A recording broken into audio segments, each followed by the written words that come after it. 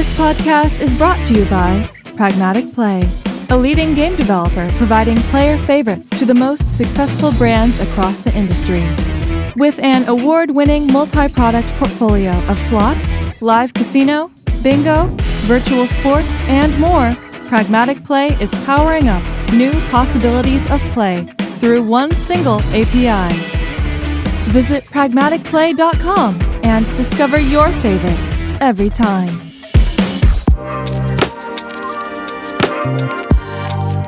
James Bricknell joining me from Bradford Jacobs. Welcome to our studio. Thank you very much. I'm invited into your house. You have indeed, yes. You're actually in a home office environment that's in turmoil at the moment, as can be seen in the background, Heidi. We can see the family and the family members. Very nice. I hear there's a dog in the background as well. There is. We could be interrupted at any point if somebody arrives at the front door. There's a French Mastiff in the room. So at the moment he's sleeping. So we'll try and keep him that way. Lovely. I used to have a Saint Bernard, so big dogs are very nice. James, you are from Bradford Jacobs. Absolutely. And you have to tell us a little bit about that and what you do. But you're head of consulting. And when I was contacted by you guys, I was like, I recognize the brand. I recognize sort of the logos. And it turned out that your office in Malta is opposite my house in Malta, where I lived for, 5-6 years. Wow. So, world is getting smaller and smaller, isn't it? It is indeed. It is indeed, yeah. So, Bradford and Jacobs, when I go onto your website, I see that you do everything in terms of moving people and talent around the world. What's your strongest part in that? Well, as an organisation, I guess the strength of our business is primarily around enabling remote workers and enabling organisations to attract talent in any part of the world without barriers in terms of international territories. We essentially start with the ability to be able to attract, engage, employ and onboard individuals anywhere in the world at any point, so that the talent pool that somebody's searching in is not just local to their environment, it gives them access to the best talent literally anywhere in the world. There you go. So that's that for the sales. There's your catchphrase. Exactly, that's your his pitch.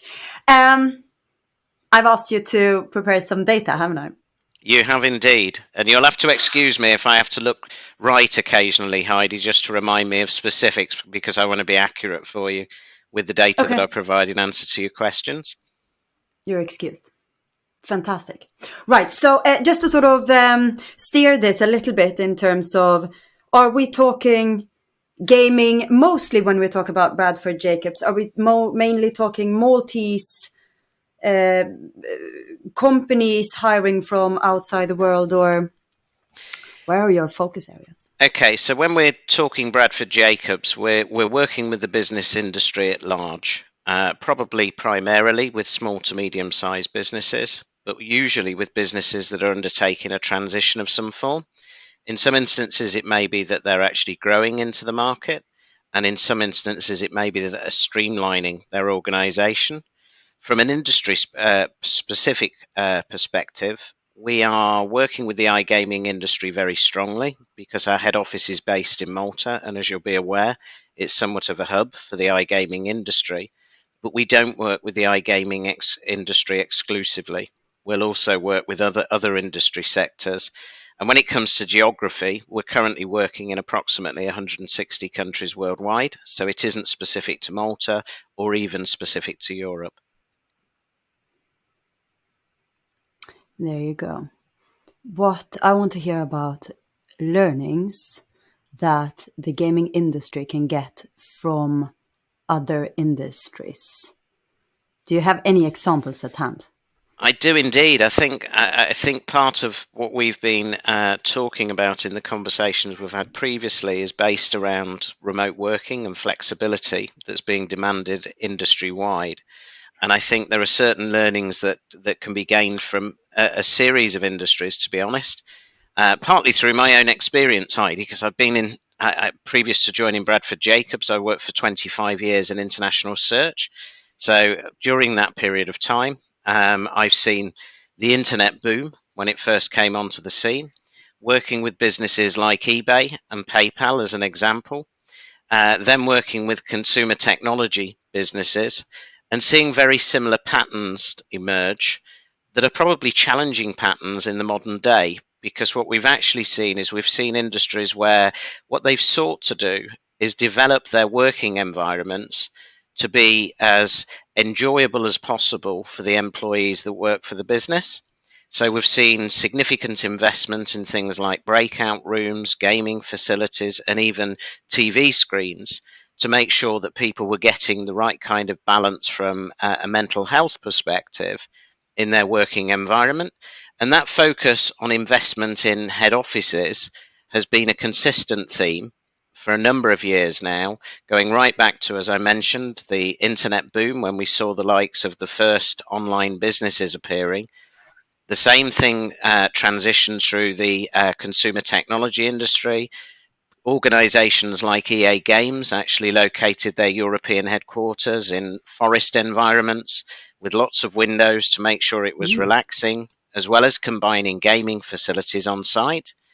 And we probably see a similar pattern with a number of the iGaming businesses.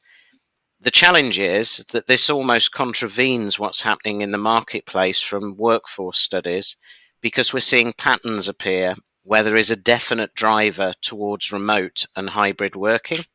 So that investment in head office locations is becoming less of a priority, or should becoming less of a priority than may have happened in previous years.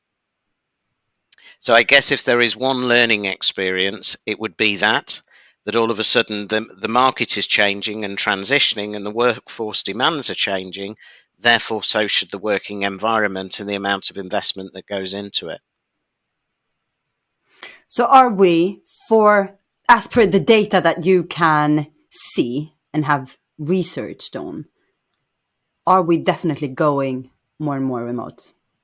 Absolutely. So I guess the big driver that we saw and experienced as a business, and I'll talk about other sources in a moment, was that when COVID impacted the market in a way that most of us couldn't have anticipated, what it suddenly drove was a requirement to be able to work away from people, as opposed to an environment where we're working as a community of people.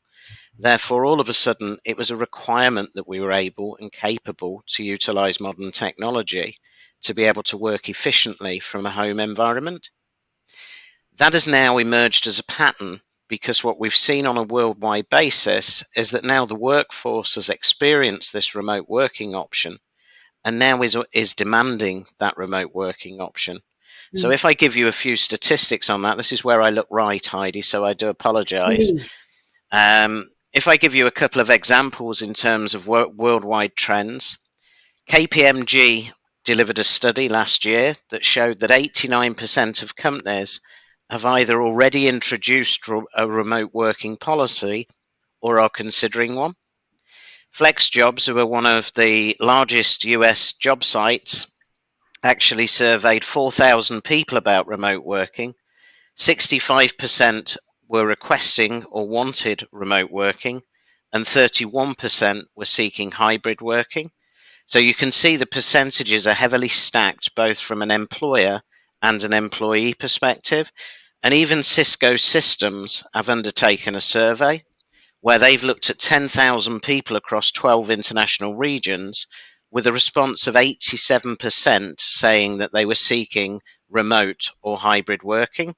So I guess it's not just a trend, it's also a trend that industry watch bodies, consultancies, and all of the market are constantly assessing at this point in time, because we're seeing that it's a huge transition post-COVID coming out of the other side of that pandemic. How is that when it comes to relocating people? That's one of your services as well. Is yeah, absolutely. I think in terms of relocating people, probably the biggest blocker to relocating people are legalities, legislative, and also taxation.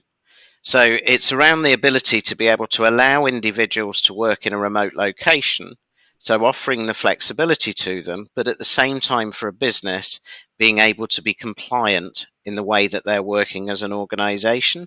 So these challenges are the primary blockers behind what can and can't be achieved.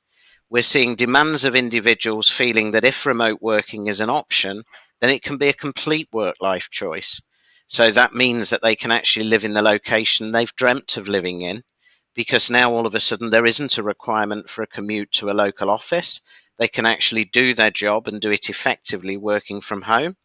That obviously creates demands for employers, and the employers are then finding that there's increased complexity, because obviously every time an employee is asking if it's possible to work remotely from a new country, that new country may come first of all with a language barrier, secondly with different employment legislation to that the organisation is used to working with, and finally, in terms of the taxation, social security, and benefits packages, they will also need to be in alignment with that location.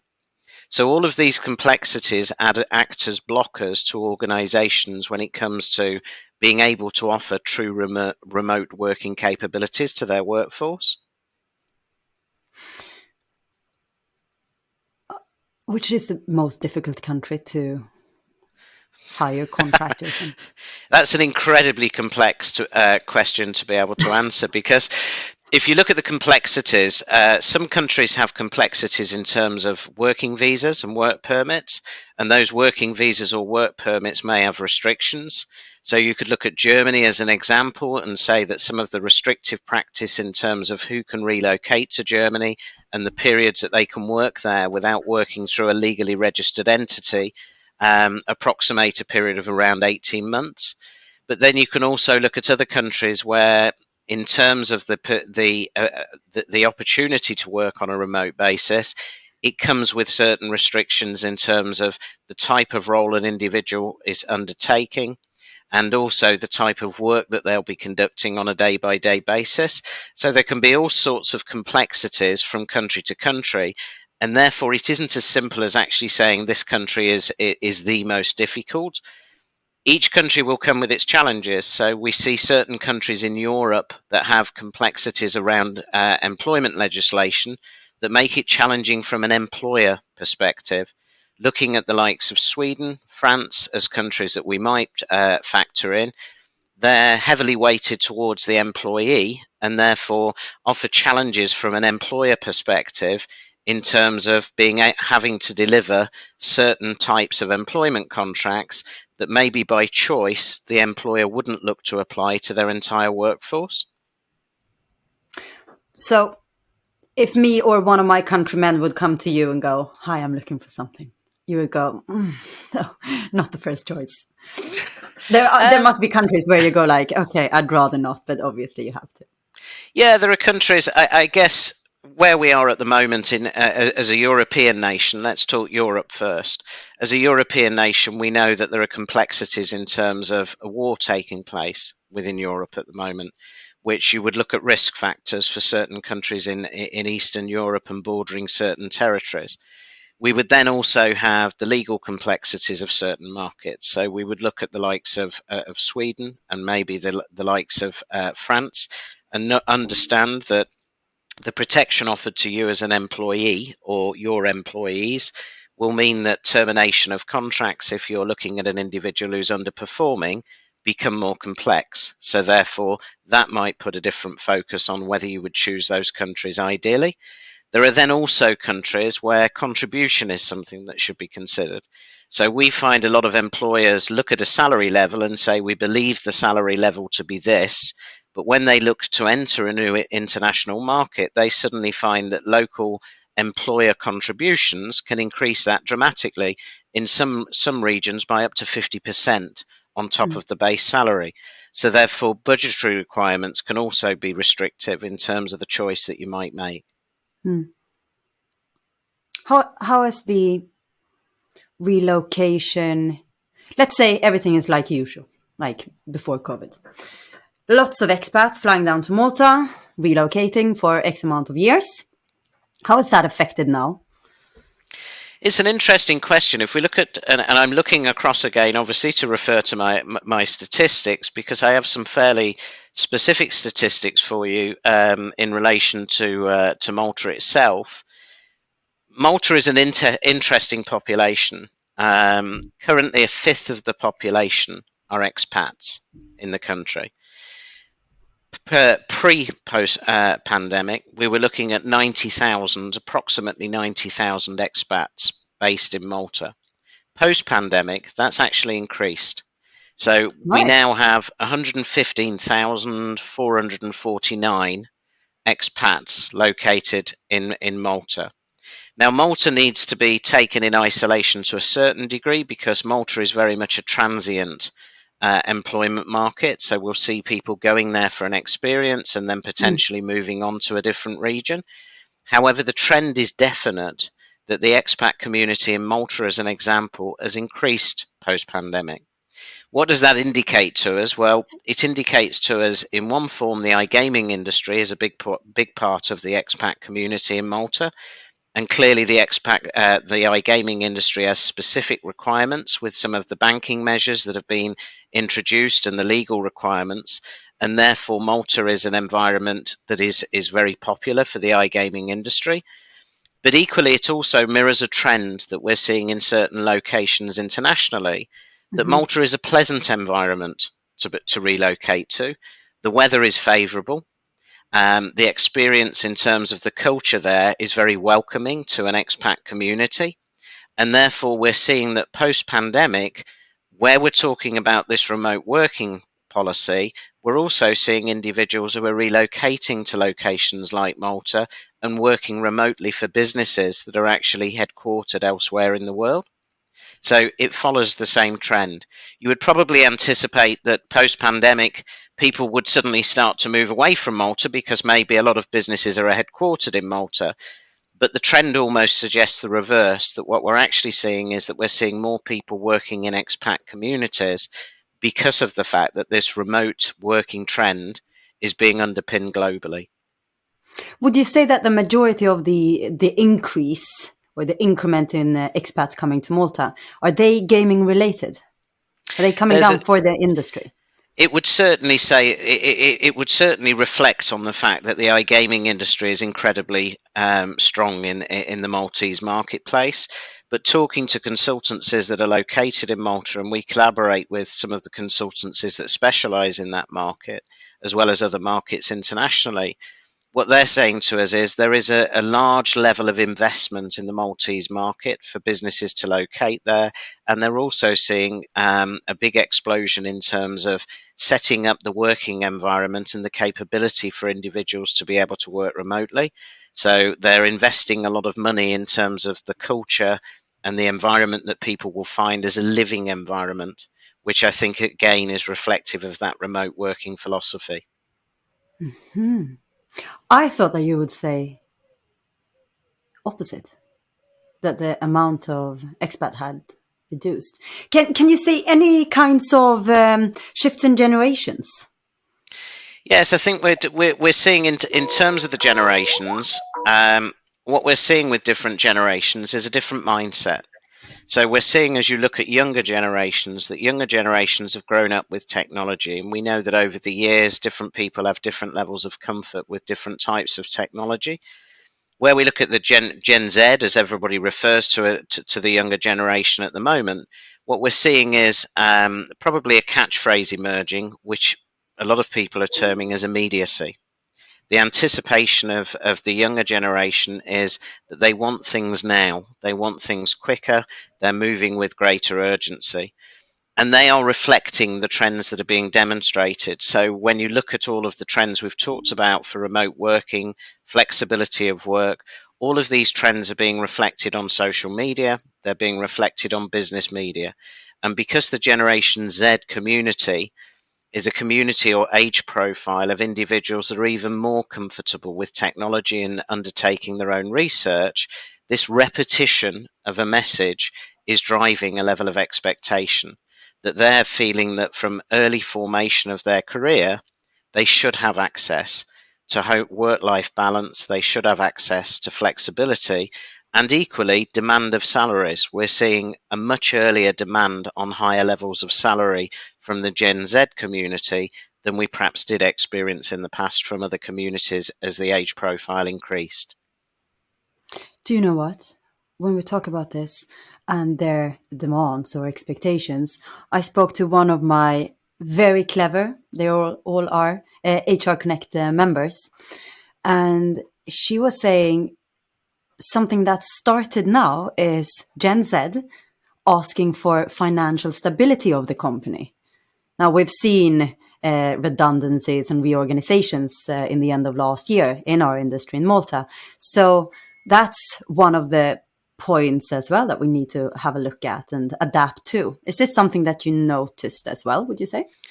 Yeah, we're seeing a huge driver towards the research that's being undertaken by people, not just in Gen Z. I mean, Gen Z would probably, as I mentioned earlier, the level of research that they undertake and the way they've adapted to modern technology means that they're certainly undertaking more research than I would have done when I started out in my career, as an example. But what we are seeing as a trend, and we're seeing this reflected internationally, is that the employer brand profile of an organization as a collective is vital. So, yes, the stability of the organization, but equally the values of the organization, the culture of the organization is definitely driving decision making. LinkedIn did a global survey around 12 months ago of the strength of employer branding and how it's driving hiring patterns and also patterns in terms of the general workforce. They discovered in one country, as an example, in the US, 90% of employees that they reached out to, and it was a very broad survey, stated they would not consider an opportunity with an organization without understanding first the culture and values of the business. So it's a broader conversation, not just in terms about the company security, but also looking at how is the company representing itself into the marketplace, because that will trigger the buying habits of the Gen Z, but also now a different age profile where everybody is doing more detailed research. I think we keep referring back to the pandemic, and obviously we all want to move on from the pandemic and look forward with positivity. But I think there's huge learnings from the pandemic, what it brought to the marketplace. One of the things that I experienced that I'd never experienced before when the pandemic first started, I had candidates at shortlist stage with organizations who suddenly said to me, I need to withdraw from the process because I need that financial stability because I don't know what's going to happen with this pandemic. It means that if I join a new business, I'm joining a business where I have no notice period and therefore no security if the pandemic continues and it impacts my new role. So I think every element of behavior within the workforce, and this needs to be reflected with employers, has had to adapt as a result of the pandemic. And we could probably learn a huge amount about how we need to behave, how we need to communicate, not just as individuals, but also as corporate organizations to reflect the new demand and the new working practices. I'm thinking like all the learnings from COVID. And I think that if all these learnings that we could and maybe should have taken from COVID were actually brought into real life, like don't breathe down my neck when we're standing having a coffee. If that would just be realized, then I would believe so much more in what you're saying as well. Like if we actually learned. Yeah, I think as businesses as opposed to individuals, there are different drivers, and I think from an individual perspective, it's probably changed the mindset of many people. In terms of, we're still seeing some people wearing masks on international travel. Others have now taken the option to relax that. But I think from a business perspective, it's definitely driven a mindset. And therefore, businesses have to be reflective of that new mindset because we're not going back. We have actually given the option to people to be able to comfortably work from home, be efficient, be effective.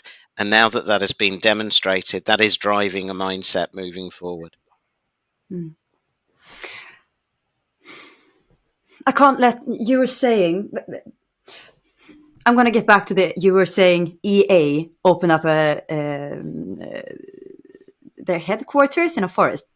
Hang on to that. I'll get back to that because I can't let it go. But in terms of, before we leave Malta, iGaming, relocation, it's also, since all these reorganizations last year, do you notice any trends in terms of we don't really want to go gaming? Or under other industries becoming more compelling? I think the challenges for any industry is that there are always new technologies, new exciting opportunities, and new industries that people are looking towards. But equally, we were talking earlier about the value propositions of businesses in terms of the way they represent themselves. There will be within the iGaming industry, and there will always remain in the iGaming industry, people who make a moral judgment call in terms of is this an industry in which I wish to work. We've seen the advent of cryptocurrency and decentralization of currency has became quite a strong trend in the marketplace, and we saw an awful lot of particularly the technical talent moving towards that market because it was a new area of evolvement, a new area of generation. And I think what we see with technology people particularly is they always want to be ahead of the game. They always want to be working with the latest technology and the new thinking within the marketplace. So we did see a big movement towards the cryptocurrency industry, but there have been fluctuations in that marketplace. There was a big Web3 crash fairly recently, and that suddenly meant that some of these businesses are actually shrinking as opposed to expanding. So you'll see this constant movement in the marketplace, but I don't think there's necessarily a consistent trend away from the iGaming industry to another sector at this point in time. I was thinking about sort of the risk averseness going from an industry that has demonstrated reorganizations and perhaps not monetary safety. Yeah, I think maybe from a risks perspective, again, it comes down to those employer value propositions. You know, what is actually being communicated to the market, and how is it being communicated to the market? I think we come back to the Gen Z and the youth. Are they actually looking at industries that are the traditional industries? Not necessarily, because they're not necessarily seen on Vogue. You know, there is a vogue in terms of the mindset of a younger generation that they want an industry that offers a certain lifestyle choice. They want an industry that means that they're moving towards a certain cultural element of a business. And therefore, some of the more traditional, secure, and safe industries are not necessarily those that they're being attracted towards. I think the youth and dynamism is always attracted by young, exciting culture and experiences, as opposed to necessarily towards the more traditional and secure business. How hard, because we're talking about the industry as one group, right? How hard is it for you to, I mean, it's about 700 registered gaming companies in Malta with different aims and different characters, different cultures, different setups, but in, the regular B2C, it's a standard kind of same setup. How difficult is it for you to, pinpoint something specific for one customer that you're working with right now to get that company out on the market? How does that differentiate from the rest of the group? I guess the way that we work as an organization, talking about us as a business specifically, is we engage with every organization to understand their specifics. So what we're interested in is understanding the challenges they face, looking at the solutions that might be developed for them as an organization, and scoping that solution in a manner that can deliver an outcome that's cost efficient and also effective to overcome the challenges that they face. So we don't look at the iGaming industry and say this is an approach for the iGaming industry. That would be great if we could do that, if we could just look at the iGaming industry and say there's the standard and we know that everybody will be interested in it. We recognize the fact that every organization that you talk to, not just in the iGaming industry, but more broadly in all industries, has individual challenges, individual personalities, and individual elements to their business that will mean that what they're trying to achieve in terms of their future ambition is hampered by different hurdles.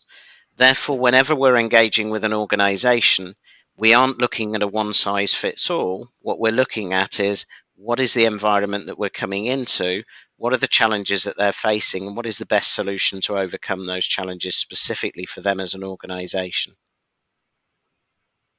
Can we do the EA games. Absolutely. Forest. I'm intrigued now. I got intrigued. It came This in obviously passing, triggered something for you. No, I just saw it, because what we need to value is time, right? And and all of a sudden there is this company setting up shop in the middle of the forest. I got this sort of fantastic flow feeling. What else is there to that story? Is there Well, anything more to that? yeah, I Is guess. it successful? Are people going there? Well, it's to elaborate on the story a little and quantify a little. This is a story that stretches back 17 years ago. So, Okay. just to be clear, as you're talking to somebody who's not Gen Z now, Heidi. I've actually been around Right, different industries. So this is a story that goes back around about 17 years ago, and the reason that I thought it was relevant to the conversation that we're having today is because it probably is reflective of the fact that every employer over extended periods of time have constantly been looking for how do we represent our organization in a light that is attractive to the prospective employee. And what was done in this particular instance is a fantastic location that was situated in the UK. I believe it was their European HQ. It was actually an office that was designed so that from the air it spelt out the letters EA. And it was right in the middle of a forest. I think it was the New Forest from memory, but my memory after 17 years, Heidi, is not as sharp as it might be. But all of the walls of the office were made of glass, reinforced glass, so that when you were actually entering into the office environment, everywhere that you were situated, you felt as if you were at peace with the outside world and you were actually a part of that outside environment. They then contrasted that quite interestingly because their reception area was centralized with a huge, what appeared to be, fire pit with seats surrounding it. So you could either sit and talk to people with this huge fire pit, or you could press a button and all of a sudden up would come a gaming console and down would come a screen so that you could sit there and game in the center of their office environment in their reception. The point that I'm making, I guess, in that instance, and it's kind of reflective of a few years earlier when eBay were launching into the market. They actually had their European head office in central London, but the offices there, when you walked into the offices, every area of the office had a breakout zone with bean bags, with gaming machines, with different things to add into the environment and demonstrate the culture of this, not necessarily work-life balance, but happy working environment as a culture. So businesses even 20 and 17 years ago were working on how do we make ourselves more appealing to the worker and the experience that they have in their working environment. And I guess the point I was making in terms of those environments is that I've seen that replicated with the iGaming industry. So I've talked to clients where the primary thing that they've viewed as being the driver to working with their business is that we've got this fantastic location as a head office. We've got gaming facilities, we've got TV capabilities and all of the technology that brings to bear this exciting environment of an office to work in. The point that I'm making is that if we look at all of the market trends and all of those statistics that I've just mentioned to you, it's almost suggestive that not that you shouldn't invest in your working environment to make it an enjoyable cultural experience, but that the trend is saying we're moving away from that environment. And therefore, the focus of the workforce is now talking about remote or hybrid working capability. And there, all of a sudden, is that investment into the working environment as strong as actually the investment into the employer brand profile to reach out to that workforce and demonstrate the cultural values of the organization? Because it's definite that there is a trend. It's definite that a trend that isn't reversing. And therefore, if we're looking at that trend, maybe it demonstrates a learning point, not just for the iGaming industry, but for many other industries, that investment at the moment may not be the strongest environment to invest in the office environment. Just to extend that point, an interesting conversation I had around a month ago I was in Amsterdam talking to a very, very substantial business who happened to deliver satellite navigation systems. And I was talking to a senior HR individual from that business. And one of the things that he mentioned to me was a trip that he paid to Salesforce's head office in the US. And he said, in the city that it's based, it's one of the tallest skyscrapers. All the way around the base of the building is eateries, coffee shops, etc. He said when he arrived, he had a meeting with one of their senior VPs who opened the office, switched the lights on, and when the meeting finished, closed the office and turned the lights off. The building was empty. And that to me was kind of, whilst we look at the research, and obviously this is one of the drivers to our business, that was one of the stark realities of suddenly saying just how important this new driver of remote working is. And one of the things that we've believed in for a long period of time is that data needs to drive the understanding of the modern HR department. So talking to this global VP, he was outlining to me the level of investment that they as an organization put into data to understand not only the working habits that are taking place in the marketplace, but also understanding the different markets that his workforce were demanding they were able to work from remotely. And that's what we're trying to deliver as an organization. I'm not coming back to a sales pitch, but we found that it was quite startling that a global business can invest hundreds of thousands of euros into having the data at their fingertips that drives some of their decision making. Therefore, we feel as a business that should be available to smaller organizations in a more cost-effective manner, because data at the moment and science needs to be listened to in terms of understanding market trends and understanding the markets that you may be moving towards to be able to meet the market trends of the modern workforce. Spoken words of wisdom. So gone are the EA Games Forest. Yeah, well, I could give you a very interesting, if we've got time, a very quick story on that, and it is a short one, Heidi. I was actually sitting with their group HR director in this modern environment, in this reception with all the glass walls, and she was telling me how important it was to her as an individual, based on her beliefs, that they were in touch with nature, and that they were in this modern environment that really indicated that we were at peace with nature, we weren't disturbing nature.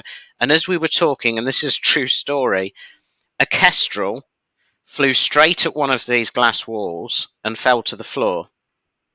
And the kestrel, being a bird, had flown, not realizing, because there was glass walls so it could see the other side, that there was glass in the way. It hit the window, broke its neck and died.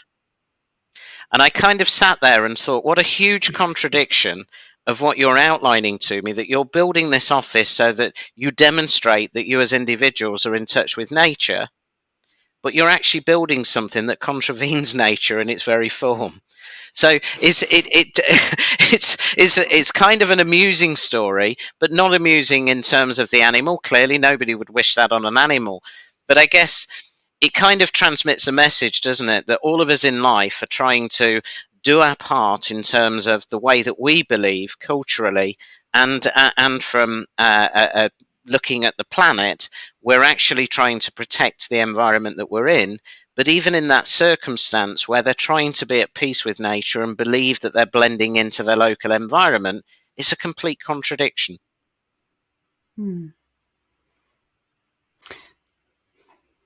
Yes, well, maybe a bump in the road, but on the right direction.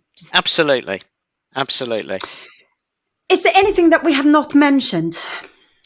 Yeah, I guess one of the things that we haven't talked about, when we were originally talking about hiring mechanisms and we were talking about workforce and different behavioural patterns, one of the elements that I think we touched on was the advent of artificial intelligence and the impact that they may have on the recruitment industry and the nature of recruitment in general. And it was an interesting question that you posed to me at the time and said, what are your thought processes on this? Because it was one of those questions that kind of makes you go away and say, are we actually seeing trends? And if those trends exist, Where are they reflective of the industry? I think what we're seeing is We're talking removal of biases. Robots could do a more humane recruitment than a human would. Yes, to a degree. So I guess we need to break it into two different elements. I think there is no removal completely of human interaction from the recruitment process, because human interaction will build, when we're looking at adaptation towards a particular organization's culture and its values, that human interaction at the moment cannot be replaced by machine learning. It's something that is instinctive when you're sitting in front of a candidate. What we are seeing in terms of the advent of artificial intelligence is that we can supplement parts of the recruitment process. So we're seeing the advent of things like organizations looking more proactively. We're demonstrating that as technology moves on, we talked about Gen Z talking about immediacy, and that's reflective in the business environment. Quite often the needs of an organization are speed. I'm an ancient recruitment consultant at heart from way back when it used to be quite traditional that it would take a 16-week period to complete a search for a senior executive. The advent of technology over the years, the introduction of the internet, the introduction of email capability, and then the smartphone has meant that we're used to receiving and transmitting and accessing information with immediacy. And that's also been reflected in the behavior of clients, because they feel that now we can move forward far more rapidly in terms of being able to reach the point of hire. That has driven different behavioral patterns as well. And what we're seeing in the marketplace is we're also seeing organizations quite sensibly looking at methods of how we can actually reduce the time frame to hire and also drive down the cost of hire. And we're seeing things like talent pools being formed, where an organization will look at their business and they'll say, are there models within our organization where we see consistent hiring patterns? And if we can identify a consistent hiring pattern, then that's a core skill requirement, not just in the short term, but in the long term for the business. That then starts to see the advent of building talent pools. So actually collecting candidates and communicating with those candidates so that they're more accessible. And utilizing AI technology enables you to pre-screen those candidates. So you can actually use modern technology to say, let's take out some of the recruitment process. And by removing elements of that recruitment process, first of all, we're speeding the route to hire. And in addition, by the removal of those human interactions, we're removing some of the cost base. And that's a cost base, whether it be the internal talent acquisition function of a business or whether they're working with external talent acquisition. Because if you can build a talent pool, if you can build your brand profile with that talent pool and draw from a talent pool that's already been assessed in terms of the core skill requirements of your business using modern technology, then you can access a reduction in talent acquisition of up to 60% of the cost, which is quite an attractive proposition to be able to put in place a simple mechanism that enables hiring at much greater speed and much increased access to the same skills profile that the business needs moving forward. So I guess the advent of technology is enabling organizations to look at the transactional process of recruitment, where it's a consistent skills profile, and remove that transactional requirement by the utilization of technology.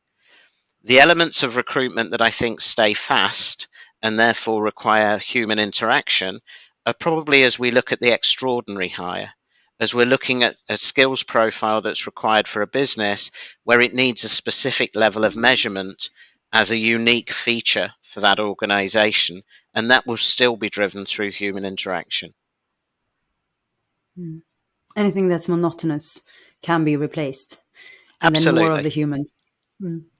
But I think, I guess one of the messages that we need to communicate to anybody who's listening, Heidi, is human interaction is not going to be removed. It is safe.